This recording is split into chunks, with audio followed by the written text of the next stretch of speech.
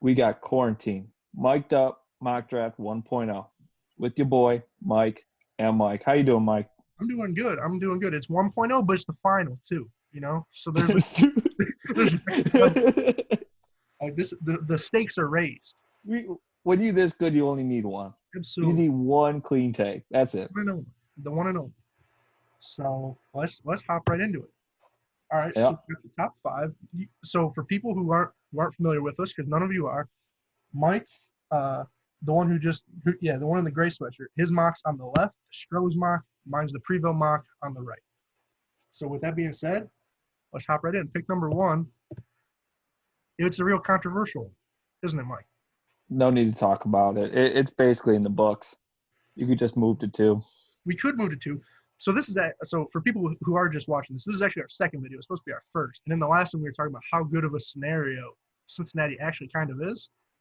So do you want to go back over that point a little bit or not really? We hit on a little bit. We just think there's actually a pretty good foundation. And I think for a young quarterback, I think it's not a bad place to land. You got an offensive line, you got some weapons. You don't have a defense. I think that's basically where they sit right now. They have an overpaid Trey Waynes is what they got on defense. So and McKenzie still right? room. Didn't they sign McKenzie too? I thought they signed McKenzie and Trey Waynes. They got both Vikings. Wow, no, that's just lazy. So there's potential. You want to hear lazy? Wait till we get to the Jaguars. But either way, Joe Burrow, that's a good pick. I like it, number one. Number two, controversial again. But when I say that, I'm actually being kind of serious. Because everybody keeps saying, Mike, that Chase Young is the consensus. I kind of think it's a bad idea for the Redskins. If you look at their team, their only strengths, the only strong unit they have is their D-line. You have Montez Sweat, you have Jonathan Allen, you have Deron Payne, and you have Ryan Kerr. Those might be the four best players on your team, actually. So now you're going to replace one of those guys with Chase Young, and it's kind of the whole discussion of should you take BPA? Because I do agree that Chase Young is the best player available, probably the best player in the draft. Or should you go off need? Or should you, in this case, the best player does not fit your needs, so you should trade back. Personally, I think they should trade back. But what do you kind of think about that? I've had a toss-up here because I think even something underlooked over that, their best depth is also in those positions. So not only are their front-end players the best there, their depth is. So at that point, they're almost going to have to run a clearance sale on some of their players. And some teams can benefit. It's not a great, especially when you're a team like the Redskins picking at number 2. So I like Chase Young. I like him a lot. I like Chase Young too. At times, I think you can't miss on him. You know who I don't like? Their starting left tackle if they trade Trent Williams. Do you know who that is, Mike? 3, 2, 1, guess, all right? Who do you got? Boom. I got nobody. It's Cornelius Lucas. I'm familiar with the name. The former Detroit linebacker. Do you know who their wide receiver 2 is right now? 3, 2. They got Terry McLaurin. Kelvin Harmon. This is a stacked receiver draft, a stacked, at least at the front end, offensive tackle draft. If I could move from 2 to 6, and then maybe 2 to 5, and then acquire, let's just say the Dolphins. If I can pick up 5, and then one of their picks later in the first round, I could maybe come out of this with a Tristan Wirfs or Jedrick Wills, and then I could also pick up a Mims or Rieger or even someone maybe like a Higgins. And I just think that would fit their team so much better. What do you think? I agree. Yeah. I agree. They need depth. They need players. They're in a similar situation to the team picking at number 3. They need more players than they probably have picks. And they need impact players. Yeah. So taking one in a position you really don't need an impact player on, it does seem like a waste. And I think it's a little bit of balance of short-term versus long-term for this team. This is a long-term rebuild. If you take Chase Young, you are still at least 2-3 years away. If you take those other pieces, you might be able to pick up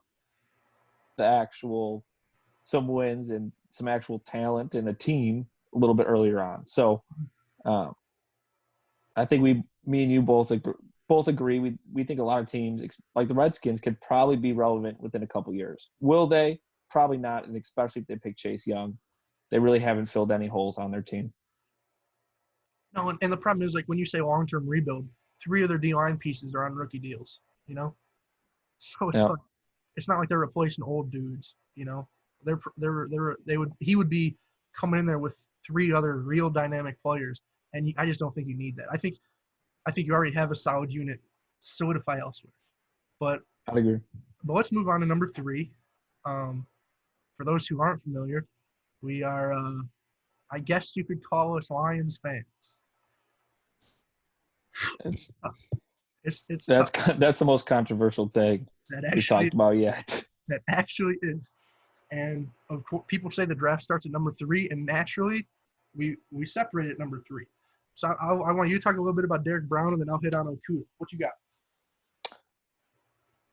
I think the way Bob Quinn has run drafts and the Lions have run drafts and free agency, they create holes, then they fill those holes with some Elmer's glue, Yep. and then they draft something safe. It doesn't actually, your position actually doesn't get better. It just kind of replaces what you already had. And that's what I think Derek Brown is. It's replacing what you already have. It's the only thing you really kind of left a hole at from free agency. They're all still holes, but it's still probably the biggest glaring need. They lost Ashawn. They lost Damon. Snacks Harrison.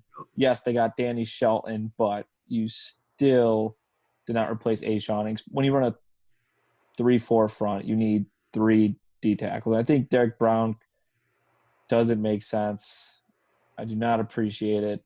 It's safe. It's boring, and I don't think he's doesn't deserve to be the number 3 pick. But I think that's what the Lions are going to do: try to build front back, and I think that's where they start is with Derek Brown. So ironically enough, I think we could take every single word that you just said, and from my perspective, you could substitute Jeffrey Okuda in there whenever you said Derek Brown, and substitute corner in there whenever you said D tackle. You created a hole by trading Slay for no reason, and you're going to fill it with 75% of him. It makes no sense. I would have much rather them kept Derek. Like Derek Brown's a great pick. If you keep Darius Slay, you sign Desmond Trufant. Now you have like 2 moderately good corners. Now you bring in Derek Brown. But no. We got to go get that 3rd round pick from the Eagles, get Slay out of here, and then just fill the hole. And I think that you have to fill the hole because right now our starting number 2 corner is the illustrious Mike Ford. Cool. But our starting 3 tech right now, are you familiar with Jordan Atkins, Mike? Because I am not either. Was he on the team last year? He was not. So unless you're moving Deshaun That's Hand, what I like to hear. unless you're moving Deshaun Hand in, you got holes. And that's not to mention the fact that your offensive line is rough. I think Ode Abushi right now is your starting right guard. I don't think Joe Dahl's a great left guard. Taylor Decker's not a good left tackle. Marvin Jones is a free agent next year. Danny Amendola is like every unit needs some help outside of quarterback. And it's rough, man. It's rough. All right, so let's Sad day to be a Lions fan, as it always is. Every day is a sad day to be a Lions fan. All right, number 4, we're a little bit separate. You went Jedrick Wills. I went Isaiah Simmons. You want to talk about Wills real quick? I think for the Giants, it just makes sense. Their team starts with Saquon Barkley. I think they need to help him out. I think year 2 is a little bit – it showed a little bit that they do need to help up front. So does Daniel Jones. I think they both can use the help of a right tackle. They have Nate Solder currently at left. So I think Jedrick Wills just makes sense. It fills the right tackle position as Nate Solder gets older. I think he's already in his 30s. Yeah, 32, I believe, 31, 32. It makes sense maybe to look to move Jedrick Wills over to the left tackle, but for current team, I think right tackle, you put him right in, it works. It helps out your young quarterback, your young halfback, and even your wide receivers. Gives them a little bit of time to get open. I see where you're coming from with O-line. I do think they're getting better. I mean, you got Willie Hernandez, you got Kevin Zeitler. I think they signed Cam Fleming in free agency, but I don't know like the terms of the deal. I don't know if I don't think he's your long-term solution to right tackle. That's all I'm going to say. But I went Isaiah Simmons for another reason. I think that the strength of their team is in their D-line, actually. I think that you have Leonard Williams, you have Dalvin Tomlinson, you have Dexter Lawrence. These are dudes who actually are going to take up a lot of double teams. And I think that you need somebody who can capitalize on that. I personally, I'm not a huge fan of Isaiah Simmons at linebacker. That's why I put the little slash safety, because I think he probably should play back at safety. But no matter where you're putting him, that's a guy who can make plays and fill holes and capitalize on those double teams. And like right now, their linebacker, like David Mayo is a starting linebacker. I don't know who David Mayo is. So I think Isaiah Simmons is a good fit for them, even though I do think it is a little bit early personally. Number 5, we're the same. We got Tua. I want to say this is kind of a given if he's there. So what I do want to discuss, though, is do you think that he will be there? Or do you think someone will leapfrog? Or do you think Miami might try and move up to get him? I think Dolphins might be able to stay at 5 and draft 2. I really do. I don't think the two teams above them, Giants and Lions, can create enough market for that pick for them to actually be scared enough to have to get out of their spot and still land the player they want. I think it's been very clear. Both GMs have showed incompetence, major inabilities and incompetency to actually create markets for their positions, to actually come up with decent trades and even decent value for players they've both traded away, such as Harrison's, Kyle Vanoy, and the list goes on. Absolutely. And I don't think these picks are any different. I think you gave 2 bad GMs way too much capital. And I think the Dolphins actually might make a smart move and just stay where they are, not give up one of their picks, and still get the player they want. Not pull Chicago Bears with the 49ers. That'd be it. That'd be ideal. In terms of the fit, I mean, I think it's a good fit. I think if you're the Dolphins, you have to come out of this happy. 12 months ago, that guy was the lock at number 1. You know, if you get him at 5, injury concerns aside, that's good value, and I think it's a solid selection. All right, so let's get on to next 5. We got this one was kind of controversial for me, but we actually both went Justin Herbert. What was your logic on this? Your TV stand. It's dirty. Get back. So the problem is with the Chargers, and I don't know what's going on your end. You cannot start Tyrod Taylor in an NFL game in 2020. I don't care if the season comes back in 2021. You cannot play this dude in an NFL game. So, do I think Herbert's worth the 6th pick? No, I do not. But when you say that, a couple years ago, I didn't really think Pat Mahomes was worth the top 15 pick. But what you put Pat Mahomes in a situation where it's like, okay, you got best tight end in football, Travis Kelce. You got a top 5 receiver, Tyreek Hill. You got Sammy Watkins. You got a decent running game, and stuff starts happening. I don't know if the Chargers were in that different of a spot than the Chiefs were a couple years ago. You have Keenan Allen. You have Mike Williams. You have Austin Eckler. You have Hunter Henry. And you can kind of see that, like, this might be the best situation for any rookie quarterback. So even though I think that Herbert is the worst of the 3, I could actually see a scenario where he produces the earliest. Does that make sense?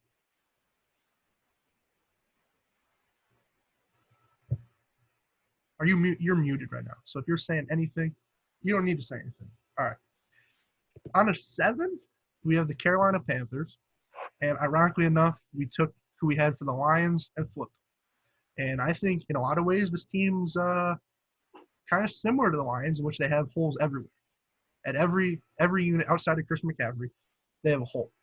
I thought, okay, Derek Brown, he could replace Gerald McCoy, put him next to Kawan Short, Brian Burns, you got something. I think if Okuda's not there, I think Derek Brown's the pick. But when I saw Okuda, I actually really liked that. Because if you think about it, right now, their number 1 corner is Dante Jackson, who is a freak athlete. He's a man coverage guy, press corner. What is Jeff Okuda? The exact same thing. Exact same thing. So now you have 2 guys, and now Dante Jackson never has to cover number 1 wide receiver again. Don't get it twisted. That's a positive in itself. But now you add 2 guys who can lock down, not necessarily lock down, but who can just man up, press, jam guys. And I think that would be really interesting because you do have a good D-line already. You do have Kawan Short, Brian Burns. I don't think you necessarily have to go D-line, that was just kind of where I saw them going. And I really like the Okuda pick, actually, if he's still there. I just don't know if he's going to be there. You got I anything? would have done. I would have done the exact same thing. If I didn't have Derek Brown going number 3, he would have been going number 7. So I really do think the Panthers and Lions end up with those 2 players in Just some order. I don't know who ends up with who, but I think they both have similar needs, similar builds, and that's kind of how they end up right now. I mean, the only other thing I could see is maybe with Kuechly retired, I could see them maybe going for like an Isaiah Simmons, maybe. But I do think Derek Brown and Jeffrey Okuda are the top 2 candidates for that pick. Next up, we got the Cardinals. I think we have the same thought process here. You got to protect Kyler Murray at all costs. Now, I don't know if you've already had Wills go. I didn't personally. Even though I think Wills is actually better than Wirfs, I kind of feel like they'll look at that athleticism and kind of should be shaking their hand, getting all excited. I think Wirfs, even though he might be a little bit worse, not even a little bit, he is a worse pass blocker than Wills. What he offers in the run game is also going to help Kyler just as much. You're going to take pressure off. You're going to open up some more holes for Kendrick Drake. I think that either way you can't really go wrong, unless you don't pick a tackle. Are you kind of in the same? That'd be true. Something I did question. I think it's a wrong move, but I think it's something they could do. Is they're looking for firepower right now. I think they're trying to put as many weapons around Kyler Murray as possible. Yep. And just so happens this draft has a lot of them. So I could see them doing something like drafting a Jerry Jeudy, a CeeDee Lamb, or Henry Ruggs. I actually can see it. Do I think it'll happen? No. I think they played smart here. But I think that team's flashy, and I think a wide receiver would be a flashy pick. That's true. I agree with that. For their sake, though, and for Kyler's sake, I hope they go back. All right, next up, potentially the dumpster fire of the NFL right now. We got the Absolutely. We got the Jacksonville Jaguars. You have Javon Kinlaw, defensive tackle, going. I have C.J. Henderson. Why do you have him going D tackle? I think I know why, but explain to the people. They traded away Calais Campbell. This regime has proven they like to build the front up, and they keep just replacing players they get rid of. A lot of free agents. It's funny. They take the free agents, they get a year or 2 out of them, then they trade them away and replace them with these draft capital. And it's happening. They keep rotating this same pattern, and I don't think this one's any different. I think they traded away Calais Campbell, and the replacement is Javon Kinlaw. And I think it makes sense. It's not a bad pick. It's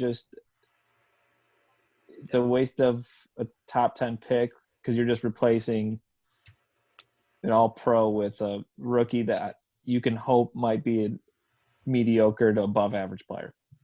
So it's not even just Calais. In the past 18 months, you've lost Malik Jackson, Marcel Darius, and Calais. That's 3 borderline, if not Pro Bowl guys, and you've lost them. I think Kinlaw definitely could be the selection. But on the other hand, you've lost AJ, in quotations. You've lost AJ Boye. You've lost Jalen Ramsey. Right now, your replacements for them are Rashawn Melvin and the ghost of Jalen Ramsey, because you don't have one. You have DJ Hayden and Rashawn Melvin. Like I mentioned earlier, we are Lions fans. Those are 2 ex-Lions, and we had one of the worst pass defenses in the league with Darius Slay. You don't have Darius Slay. You just have Melvin and Hayden. That might be the worst cornerback duo in my lifetime. So if your goal is to rack up pass interference calls, you have the secondary to do so. They might set an all-time NFL record for pass interferences by 2 starting corners. They're gonna somehow make Phillip Rivers look like an all-pro again. He plays him twice a year, and he's gonna have 1,000 yards in 2 games. That is nuts. I just can't. No wonder Bill O'Brien traded away DeAndre Hopkins. He doesn't need him. Kenny Stills is enough.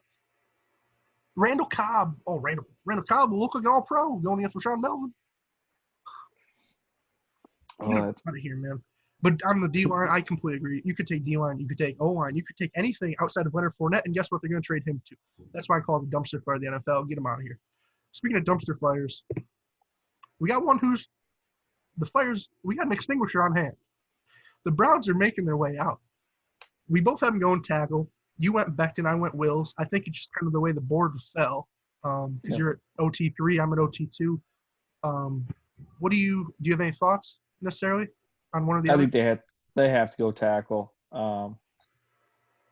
Baker needs help. They have the weapons. They have a good defense. It's hopefully this is the piece that kind of throws them over. I'm rooting for the Browns, being a Lions fan. But this is the biggest glaring need. Baker Mayfield looked awful under pressure, and I think that it just makes sense. Too much sense.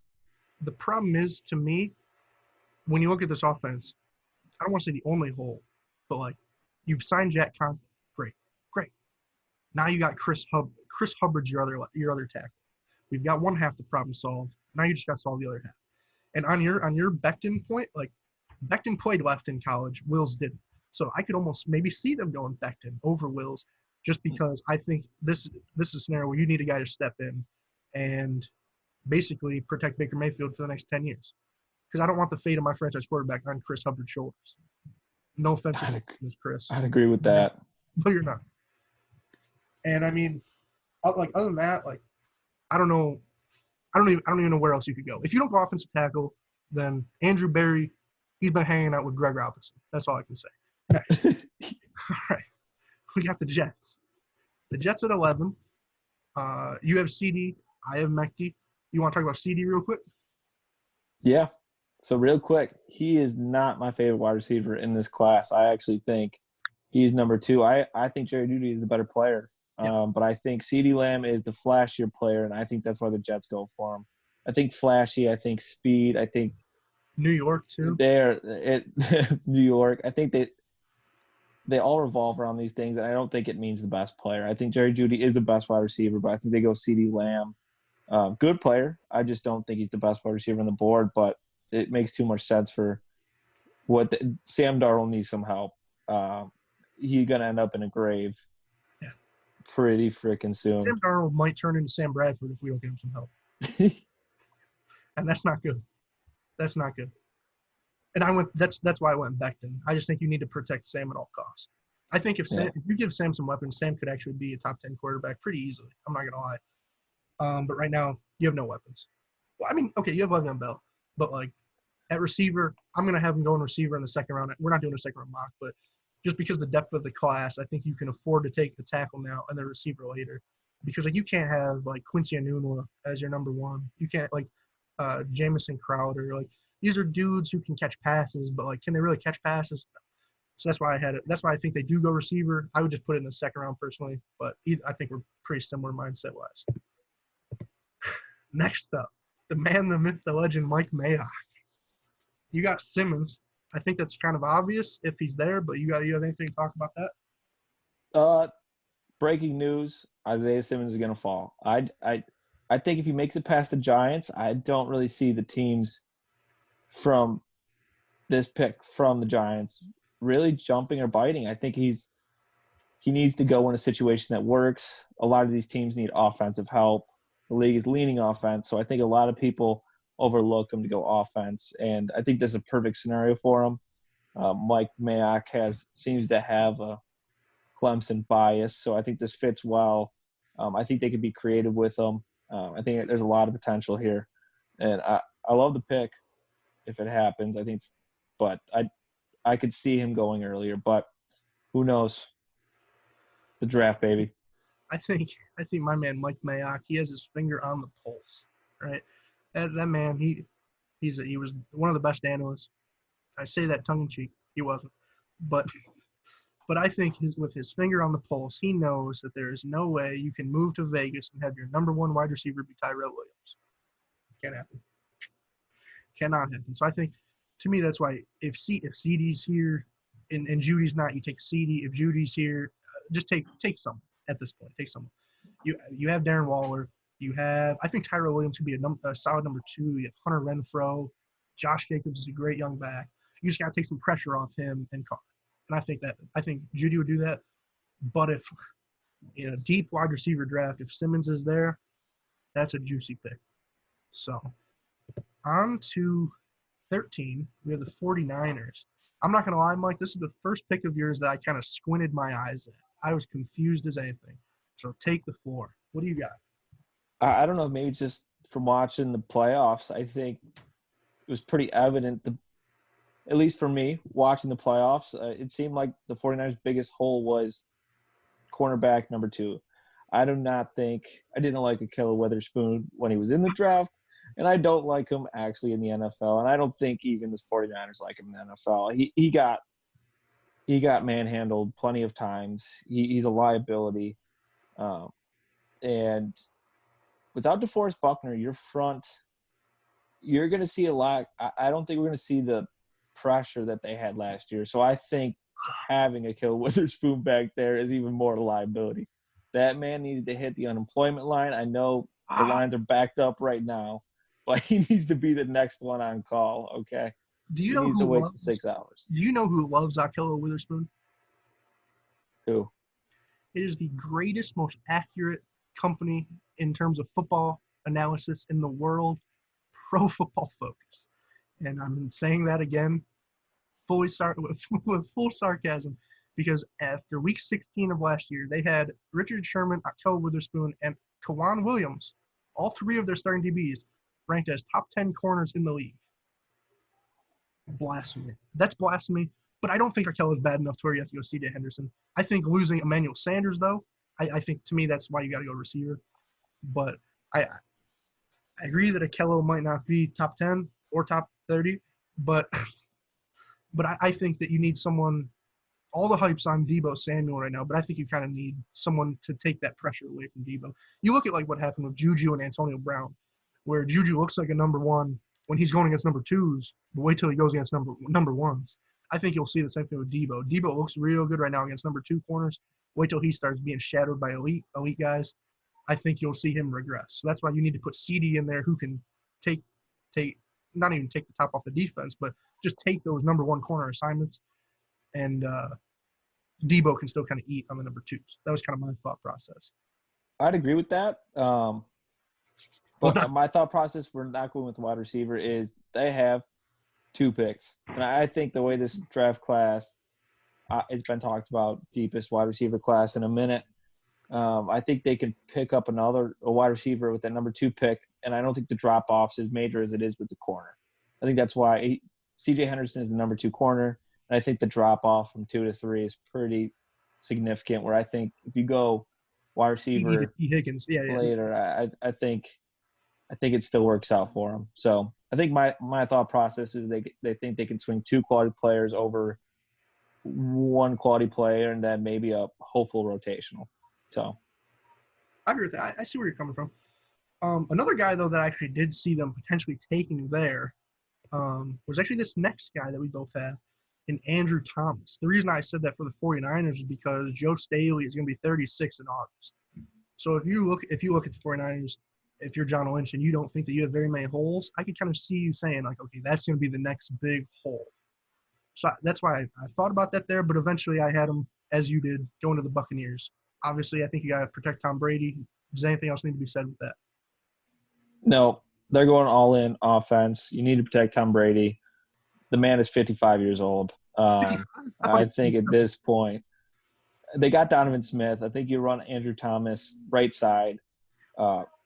You put a lot of money in that offensive line. You might as well just finish it off. That offense could be dangerous. Hopefully, Tom Brady at 55 years old can throw it more than 20 yards down the field. Hopefully, he's got the noodle warmed up this year. I think in an ideal draft, just kind of looking at this, there would be like that mid-tier running back, like a Todd Gurley or Melvin Gordon here for them. Yeah. But there's not.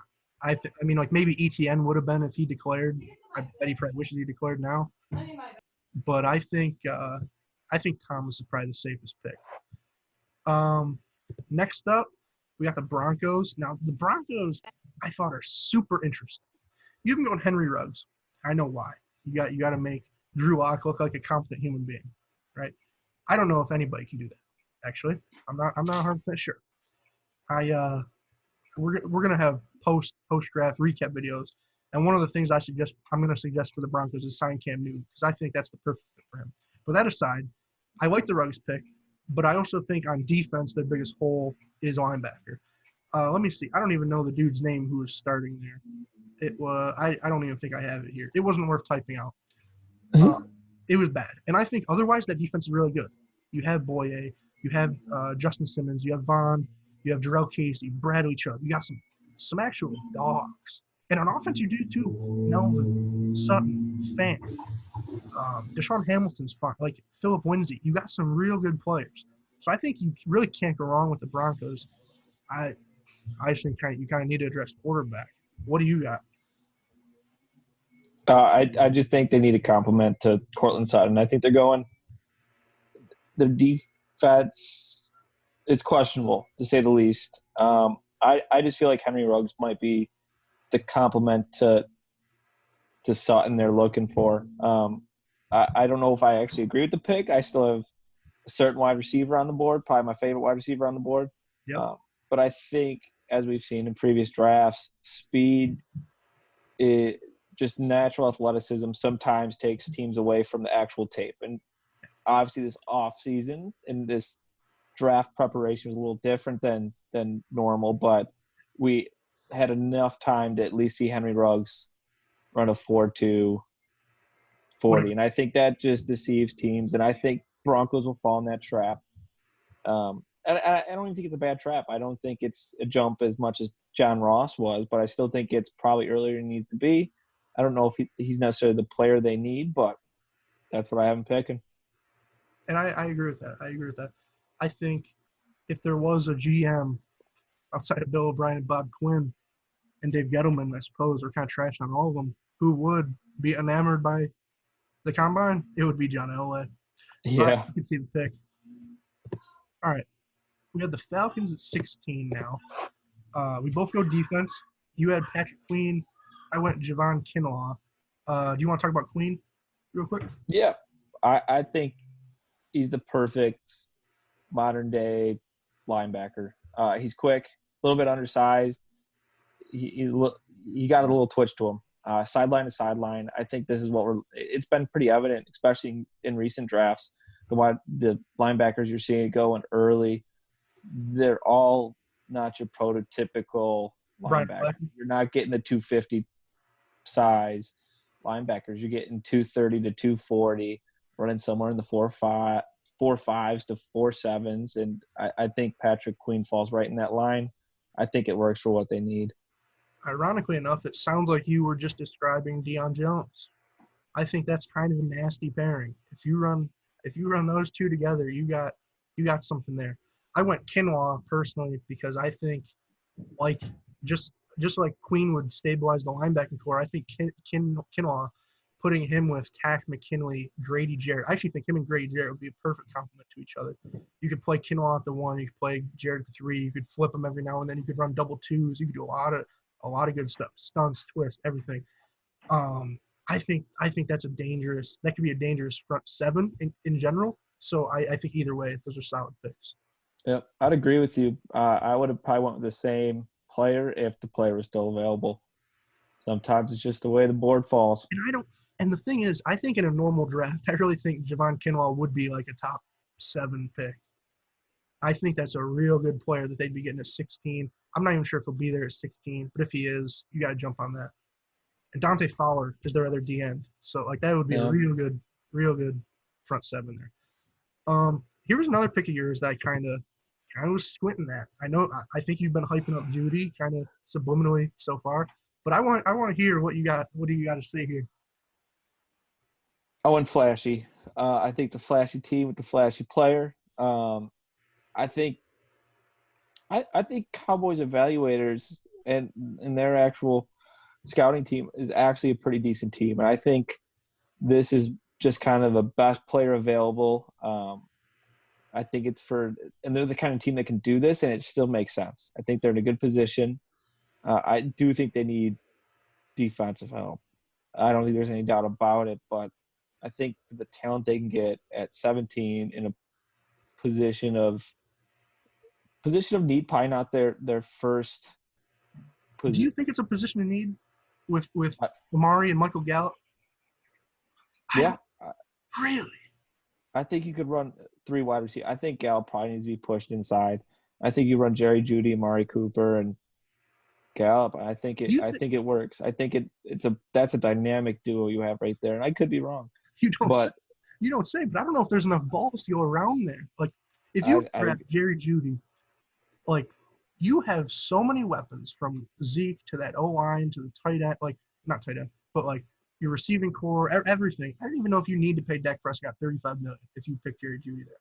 I think you'd almost be best off trading for Trevor or something next year and running someone on a rookie deal, because that might be the most dynamic supporting cast we would have ever seen around the quarterback if you draft Jerry Jeudy.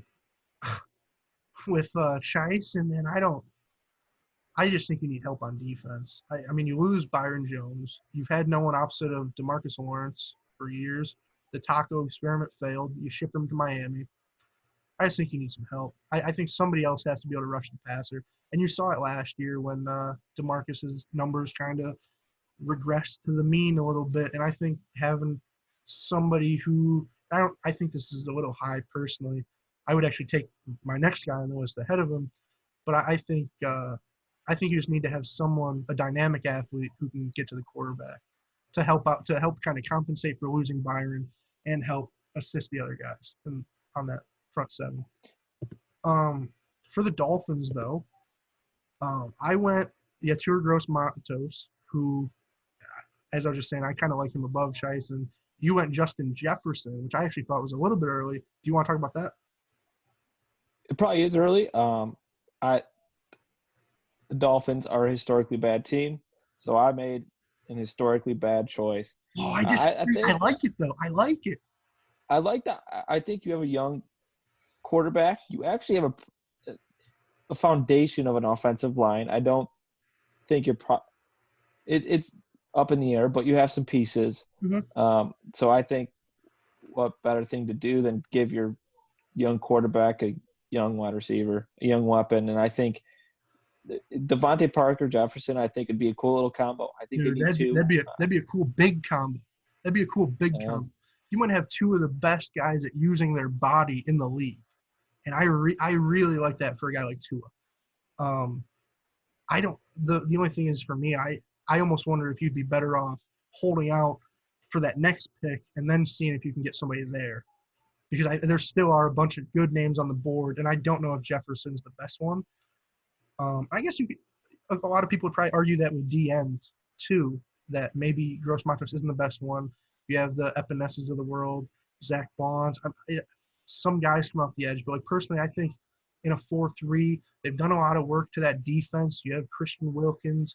You have who's their other? Oh, Shaq Lawson, of course. Like my man Shaq Lawson, Kyle Van Noy. I think you're putting the pieces. Byron Jones, obviously, Xavier Howard. You're putting the pieces.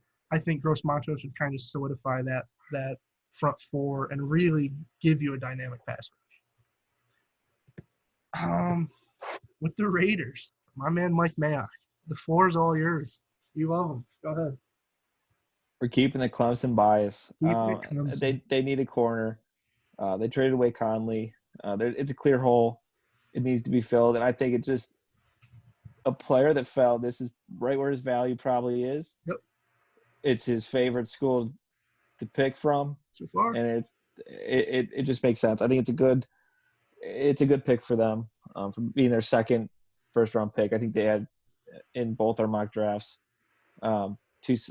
two pretty solid pieces, and I think foundation, and I think they're still probably another year away, but I think it's a good place to start.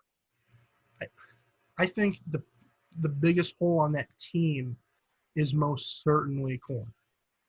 I think even more than wide receiver. I was talking about how better they need a receiver.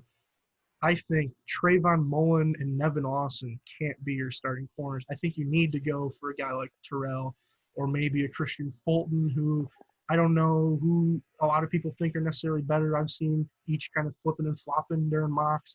I don't I do kind of agree that Mayock, he seems to have a big school bias, but Clemson, LSU, like I'm not really sure which one he thinks would fit the scheme better. But ultimately, I think one of those two guys is going to be the pick here at 19, unless they go C.J. Henderson earlier. But I don't know if he'll be still. I don't know if he'll still be on the board. Speaking of teams with their second pick, we got the Jaguars. Floor's yours. What do you got? I think Yannick is as good as gone. After seeing the tweets, if they end up keeping him, it's actually impressive. They're going to let a very good, very solid player walk, and I think right here they're attempting to draft his replacement. It doesn't cut it. I think he fills a little bit of the same mold as Yannick, a twitchy speed rusher, just try to get to the edge as fast as possible. But I don't think he's going to fill Yannick's shoes. But he's raw. The athleticism's there, the talent's there. He just got to actually become a football player. Couldn't have said it better. So I'm filling AJ Boye's shoes. I got Jalen Ramsey's shoes partially filled earlier. Now I'm doubling up on corner. Like I said, I think that might be the worst duo I've ever seen. So you got to address it. I think Chison, you could go there. I definitely see the idea. I do like, though, I know we both like Dwayne Smoot, actually, who is their rotation right now. I think he could kind of step into a role. You have Josh Allen. I don't think that that's necessarily the biggest point of emphasis, but I could definitely see why they would take somebody to replace Yannick, assuming he's gone. So going on to the Eagles, we both have a receiver. I think that's the most pressing need. Is there any reason that you went T over the remaining guys left? Not really. I think production's there. Big school. He's played in big games. And I think that's what the Eagles are looking for. I think they're a good team. I think they underperformed last year. I still think they're a good team now. I think they need some pieces. Wide receiver being a major piece they need. And I think T. Higgins fits that bill as a tall number one. We're not sure his speed. He didn't run the 40, but big body number one, an Alshon Jeffrey replacement. And I think the ceiling's higher than Alshon Jeffrey. So, see, I think I have the exact same reasoning for Ruggs. I think Ruggs is everything that you want Deshaun Jackson to be. We saw how dangerous a speed guy like Jackson was week one last year. You just didn't see it again for the rest of the year. So I think adding a guy like Ruggs, I know he's not available on your side. That's why, obviously, Higgins would be kind of next on that board. I think you kind of say the same thing, where Higgins would be what you want Alshon Jeffrey to be. I think either way, you're adding complementary pieces. They're going to help out Carson Wentz. And in my opinion, probably keep them atop the NFC East. Next up with the Vikings. The Vikings are interesting, man. It's not very often that you lose 3 Pro Bowl, All-Pro guys in an offseason. Yeah. So I think either, like, they're going to go DN, corner, receiver. You just don't know the order. Do you have any reason you put Matos ahead of other guys? I think for me, it was just trying to find a comparison to what they lost. And it's probably not the right way to think about it, but if there was a corner that I thought was available that fit the bill of what they're looking for, a big-bodied man coverage corner, I think I would have went there, but I don't think Jalen Johnson fits the bill, or even Fulton. So I think Yetur Gross-Matos, big body DN, 4-3 DN. I think he fits the bill for what the Vikings defense and what they run. So I just think I like the player to the team, and it might be a little biased of me, but I just like the fit, and I hope to go with something like that. And I think it replaces one of their all-pros that they lost. I think it's kind of reminiscent to what you saw when they had Everson Griffin. Well, you could say when they had Jared Allen and got Everson Griffin. You could say when they had Everson Griffin, got Danielle Hunter. Now you have Danielle Hunter, you get Gross-Matos. I think it's kind of following that same pattern. Personally, I had him going Jalen Johnson because Matos is off the board. I don't really think he's a first-round player personally. But considering you've lost Xavier Rhodes, you've lost Trey Waynes, you've lost Mackenzie Alexander, you really don't have the pieces there. So I think they would be more likely to reach on corner and then maybe waited a couple picks for a receiver, but that was just kind of where I was coming from. In terms of the next pick, I think we're kind of in the same mindset here. I don't really know if there's much to talk about. The Patriots have a bunch of holes they need to fill, and I think we both kind of went for guys who are versatile in that front seven and can fill a bunch of pieces. I mean, I'm going to assume you went with Bond to fill Kyle Van Noy's role. I went with Epinesa to fill Flowers' role. Is that kind of where you were thinking? I had AJ on the board first, and the more I thought about it, looked at some big boards, and kind of my thoughts on the players. It was a hard toss-up. It really was a coin flip. I just thought Zach Bond, they lost Jamie Collins and Kyle Van Noy. They've really valued linebacking core, so I thought I just kind of took a flip of a coin at that point. So I think either pick. And especially versatile ones too. And I think that's why I put here outside linebacker D. Excuse me. I think Bond could really play kind of either, depending on if they're running 4-3, 3-4, what they're doing, nickel packages and whatnot. I think that there's a lot that they could do with either of these guys, whether it's Epinesa moving him inside, outside, Bond. I think it's the same general idea. You have a lot of holes you got to fill there. I think in the complete opposite of that, we have a team with not that many holes to fill. That's why I think we both went with really our first major luxury pick, Jordan Love to the Saints. What was your reasoning behind that one? Looking at the depth chart, it's hard to find a hole. It really is impressive, actually. You tip your hat to them. And the only glaring true need is your quarterback. He can't have too much left. Yeah. He can't have much more than a year or two. So I think the Chiefs are a perfect example of it. Good system, a year to learn under a veteran quarterback, and Breeze is a good one to say the least. I think it's a perfect spot for him, and I think it makes too much sense. Yeah. The whole Taysom Hill, I believe Sean Payton referred to him as he's like Steve Young. Maybe Jordan Love is more like Steve Young than Taysom Hill. I don't think that you have the replacement on your roster, and I think Jordan Love. I actually really like that Chiefs comparison, and I think Drew Brees is a much better mentor than Alex Smith probably was. So I think that Jordan Love could really benefit from this. I actually wonder with all this kind of in the lead up to the draft hype, I almost wonder if he'll go earlier. I'm not really sure to who, but it could almost be a team trading back into the first round. Say if the Chargers didn't go Herbert, I'm not really sure. But I do like that fit because, like you said, they really don't have a lot of needs. And kind of flipping it back, the Vikings, the needs are still there. Obviously, we just said cornerback, wide receiver. I have him going Justin Jefferson, which I don't know if I love fit-wise because he's kind of not the opposite of Stephon Diggs, but pretty close. But I just think he's the best guy on the board. So that's why I took him. What was kind of your reasoning behind Fulton? Is it the same way, just for corners? Yeah, it was the next piece to fill. Yeah. They have good players. They have good pieces, and they just need to fill a couple holes with some decent players. And they've had a tendency to draft first-round corners, and I think he kind of fits the bill of what they're looking for. So, yep. I just think they'd go DN before they went corner. So you could swap them. Oh yeah, swap them. Just flip them, man. All right, what do we got next?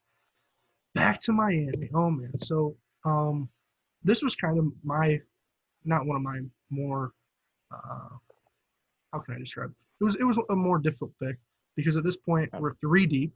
You really don't know where they're going to go. That's why I had them going for a running back because even though they signed Jordan Howard, I think DeAndre Swift would be almost the perfect complement. But the problem is I don't know if you're going for a complement when you have as many holes as the Dolphins. That's the thing. I don't think that – I mean, we saw what Kalen Balaj and what Patrick Laird, what they did last year. I think you do need someone who's dynamic and helps Tua. It could be a receiver. I know you had him with Jefferson earlier. I think Swift kind of fits where we're at, and they'll still have another second round early to where they could possibly go receiver. But what was your kind of logic with McKinney? Rashad Jones replacement. Yep. I think it fills a hole Yep. right around his value. I think it's good value for the pick. They're going for secondary.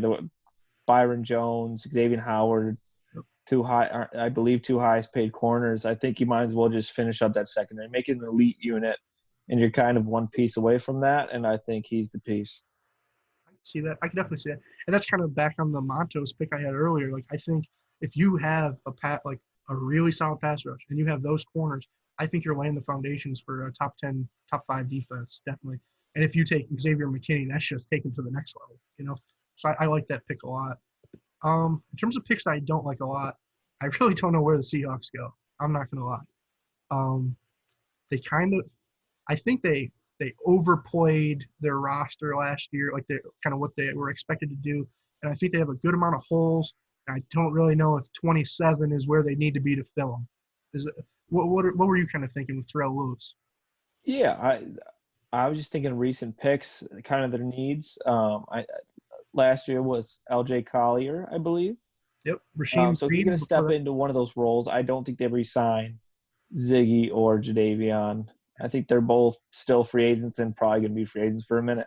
So I think they throw in another D end. I think good player, uh, injury concerns, I believe character concerns. I And agree. as previous picks have shown, it's not their biggest defactor having character concerns. So I think it fits their bill. Probably it's a reach, and I think that's another reason I went for it, is because the Seahawks tend to reach for players they feel fit Mhm. their system, fit their bill, and I think this is kind of fits that bill as well. Yeah, I mean, so I think the Seahawks when they're drafting, they like there's two things that they really like. They like these versatile D linemen. They L.J. Collier, you said, Rasheem Green, Nazir Jones. They got all these guys who could play anywhere across the defensive front. But if there's anything that the Seahawks like more, it's guys from USC. So where else would I go other than Austin Jackson, the best player from USC on the board? I think he fills a hole on the offensive line. I think that I actually think that their O line played pretty well last year. We saw Chris Carson have a much better year than expected. I think that Austin Jackson would step in there and just continue to help that. Basically, I think you could definitely go defense. They have a lot of ways they could go secondary as well. But that was just kind of my reason behind that. Next up, the Ravens at 28. I imagine that we have the same reasoning here. There's Yeah. not a lot of holes. There's not a lot of holes. You have a lot of guys who are gonna take up space and make plays and disrupt stuff on the front four, front three.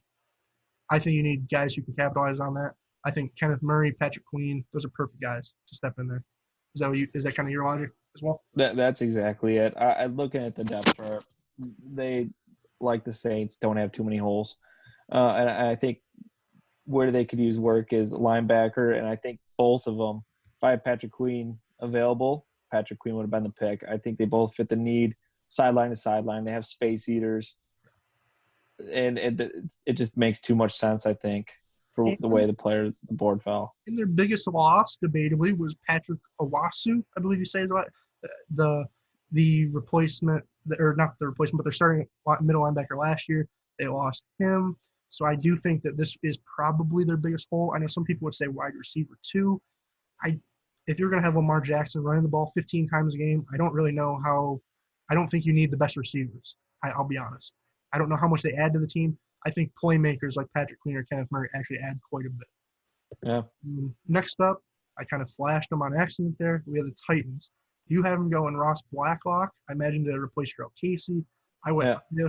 Brandon Ayuk to replace kind of Corey Davis. Corey Davis hasn't been living up to what we expected. So, what was your reason behind Blacklock other than replace Terrell Casey? I think he big body DNs. They seem to like that in their 3-4 set. I think especially when you're going pretty thin to say the least at outside linebacker Vic and Harold. I think you need some big bodies up front. I think he's the best big body available. You can put him right into that DN spot, and I think it's the plug and play for them. And I think it's a good position. I think that's probably right around where his value is, Mm-hmm. late first to early second. Yeah. So I think he just made it, just the board fell for him. No, I agree with that. And I think with Ayuk, the reasoning I had there was just that you have you just signed Tannehill, and I don't think that you have the best weapons around him necessarily as of right now. I think Ayuk would kind of help that a little bit. Let's see, we got Next up, we got Green Bay, and ironically enough, you have Ayuk going there. I have T. Higgins. What was kind of your reasoning with Ayuk? I think Adams needs help. He needs, if not help, he needs someone to take some pressure off on the other side.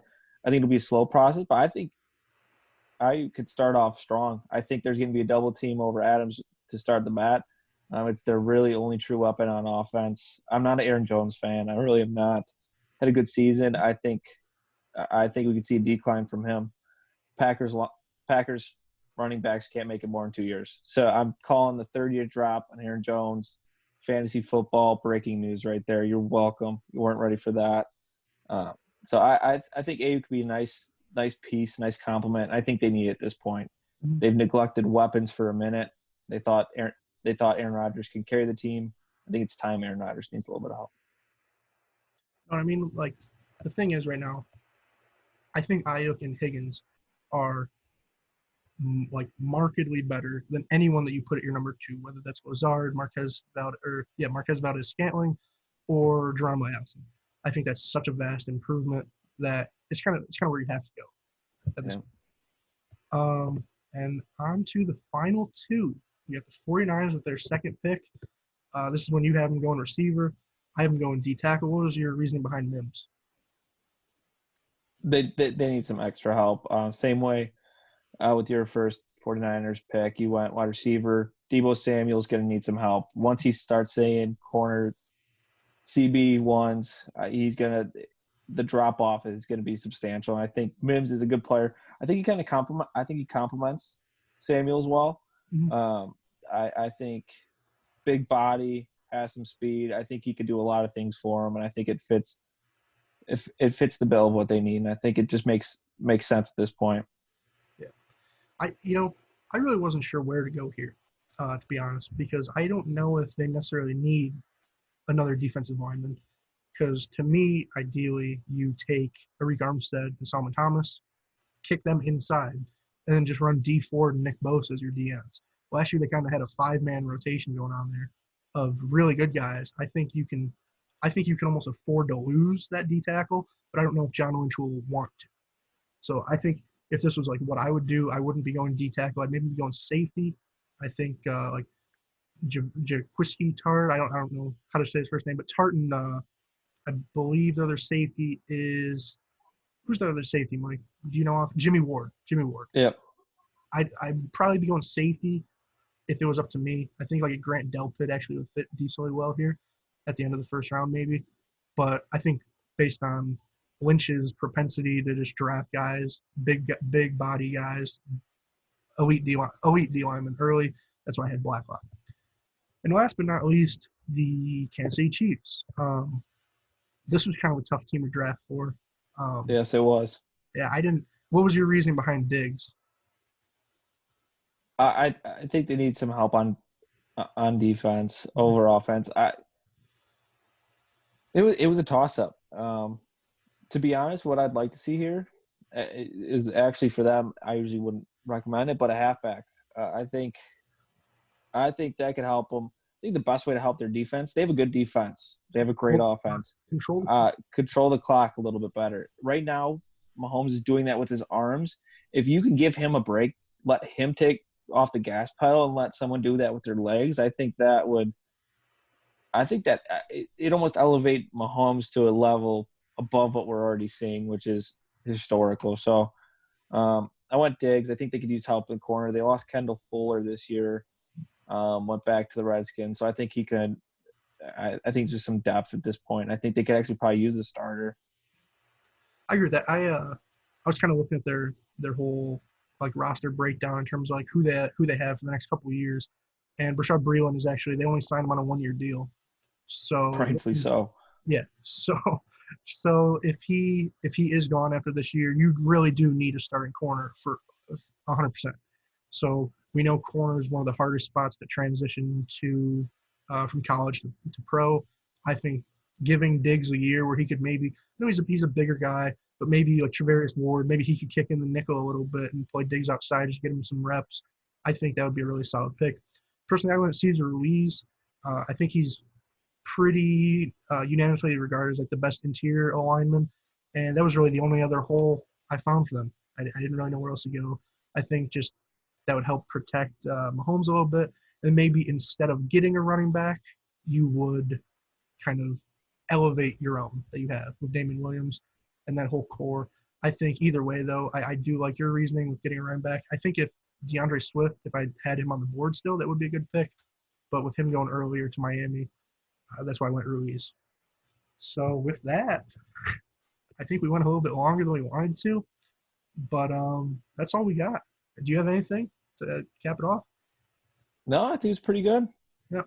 Quarantine, mock draft Absolutely. 1.0, mic'd up. There's nothing better during a quarantine show than some mock drafts. That's it. Yeah, tune in. It's only probably an hour of your life Absolutely.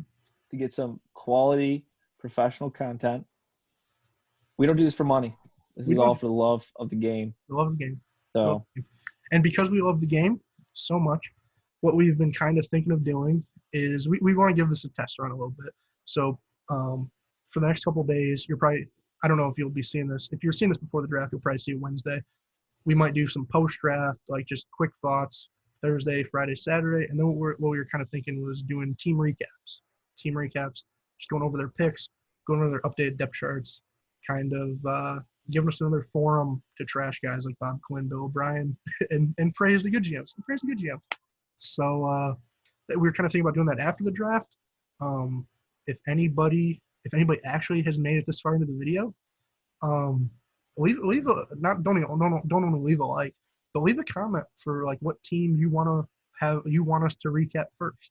If you comment you want us to do the Giants, we'll do the Giants first. Whatever, first come first serve. If there's anybody who's coming, we're not convinced there will be, but just for the love of the game. So with that, I think we're good to go, Mike. I have nothing. You have nothing. I got nothing. I have nothing either. Happy draft week. We'll see you guys later. Peace. Doses.